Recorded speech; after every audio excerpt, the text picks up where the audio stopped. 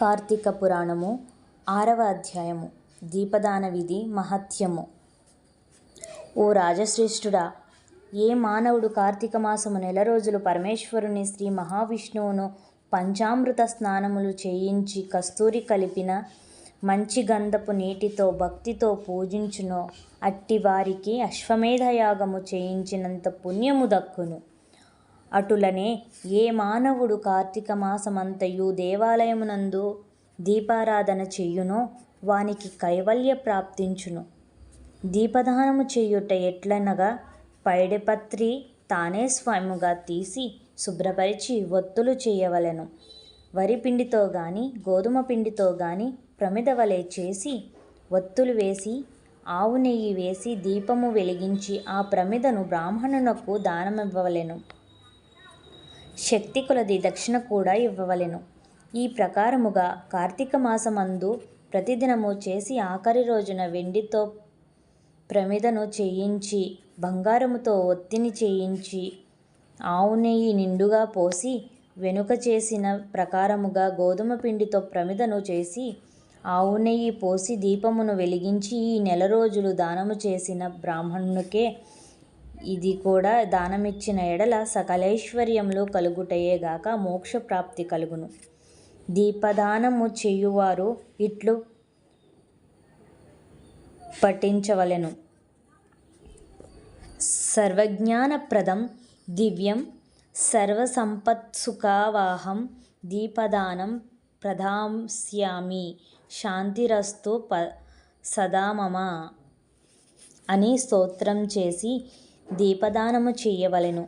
దీని అర్థమేమనగా, అన్ని విధముల జ్ఞానం కలుగు చేయునదియు సకల సంపద నిచ్చునదియు ఈ దీపదానము చేయుచున్నాను, నాకు శాంతి కలుగుగా అని అర్థము. ఈ విధముగా దీపదానము చేసిన వారు బ్రాహ్మణ సమారాధన చెయ్యవలెను. శక్తి లేని ఎడల 10 మంది బ్రాహ్మణులకైనను భోజనమిడి దక్షిణ తాంబూలాలు నివ్వవలెను. ఈ విధముగా పురుషులు గాని స్త్రీలు గాని ఏ ఒక్కరు చేసినా సిరి సంపదలు విద్యాభివృద్ధి ఆయుర్వృద్ధి కలిగి సుఖింతురు. దీని గురించి ఇతిహాసం కలదు, దానిని వివరించెదను ఆలకింపుమని వశిష్ఠుడు జనకునితో నిట్లు చెప్పసాగెను.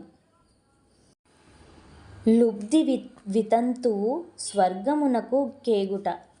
పూర్వకాలమున ద్రావిడ దేశమున దొక గ్రామమున నొక స్త్రీ గలదు. ఆమెకు పెండ్లి అయిన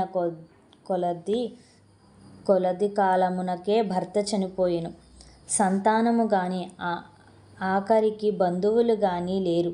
అందుచే ఆమె ఇతరుల ఇండ్లలో దాసీ పని చేయుచు అక్కడనే భుజించుచు ఒకవేళ వారి సంతోషము కొలది ఏమైనా వస్తువులిచ్చిన ఎడల ఆ వస్తువులను ఇతరులకు హెచ్చు ధరలకు అమ్ముకొనుచు ఆ విధముగా తన వద్ద పోగైన సొమ్మును వడ్డీలకు ఇచ్చి మరింత డబ్బును కూడబెట్టుకొనుచు దొంగలు దొంగిలించి తీసుకువచ్చిన వస్తువులను తక్కువ ధరలకు కొని ఇతరులకు ఎక్కువ ధరకు అమ్ముకొనుచు సొమ్ము కూడబెట్టుకొనుచుండెను. ఈ విధముగా కూడబెట్టిన ధనము వడ్డీలకిస్తూ శ్రీమంతుల ఇండ్లలో దాసి పనులు చేస్తూ తన మాటలతో వారిని మంచి చేసుకొని జీవించుచుండెను. ఎంత సంపాదించిననేమి ఆమె ఒక దినము కూడా ఉపవాసము గాని దేవుని మనసారా ధ్యానించుట గాని చేసి ఎరుగదు. పైగా వ్రతములు చేసేవారిని తీర్థయాత్రలకు వెళ్ళేవారిని చూచి అవహేళన చేసి ఏ ఒక్క బిచ్చగానికి పిడికెడు బియ్యము పెట్టక తాను తినక ధనము కూడబెట్టుకుచుండేది. అటుల కొంతకాలము జరిగెను. ఒక రోజున ఒక బ్రాహ్మణుడు శ్రీరంగములోని శ్రీరంగ నాయకులను సేవించుటకు బయలుదేరి మార్గమధ్యమున ఈ స్త్రీయున్న గ్రామమునకు వచ్చి ఆ దినమున అక్కడొక సత్రములో మజిలీ చేసెను. అతడా గ్రామములోని మంచి చెడులను తెలుసుకొని ఆ పిసినారి స్త్రీ సంగతి కూడా తెలుసుకొని ఆమె కడకు వెళ్ళి, అమ్మా, నా హితవచనము లాలకింపుము. నీకు కోపము వచ్చినా సరే నేను చెప్పుచున్నాను మాటలను ఆలకింపుము.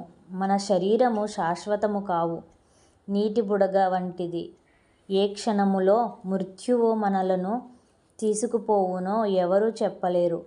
పంచభూతాలు సప్తధాతువులతో నిర్మించబడిన ఈ శరీరములోని ప్రాణము జీవము పోగానే చర్మము మాంసము కుళ్ళి దుర్వాసన కొట్టి అసహ్యముగా తయారగును.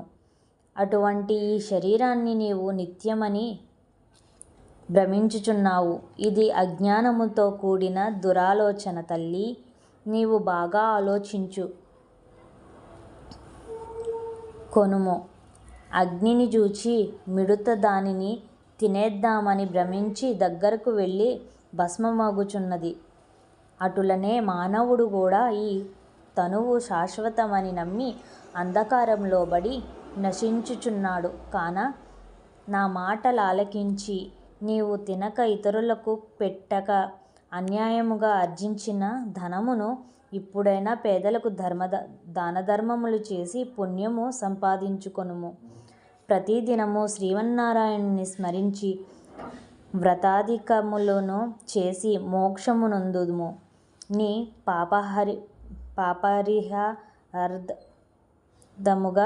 వచ్చే కార్తీక మాసమంతయు ప్రాతఃకాలమున నదీస్నానమాచరించి దానధర్మములు చేసి బ్రాహ్మణునకు భోజనము పెట్టినచో వచ్చే జన్మలో నీవు పుణ్యవతివై సకల సౌభాగ్యములను పొందగలవని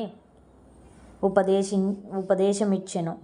ఆ వితంతువు బ్రాహ్మణుడు చెప్పిన మాటలకు తన్మయురాలై మనస్సు మార్చుకొని నాటి నుండి దానధర్మములు చేయుచు కార్తీకమాస వ్రతమునర్చుటచే జన్మరాహిత్యమై మోక్షమునొందెను. కావున కార్తీక మాస వ్రతములో అంత మహత్యమున్నది. షష్ఠాధ్యాయము 6వ రోజు పారాయణము సమాప్తము.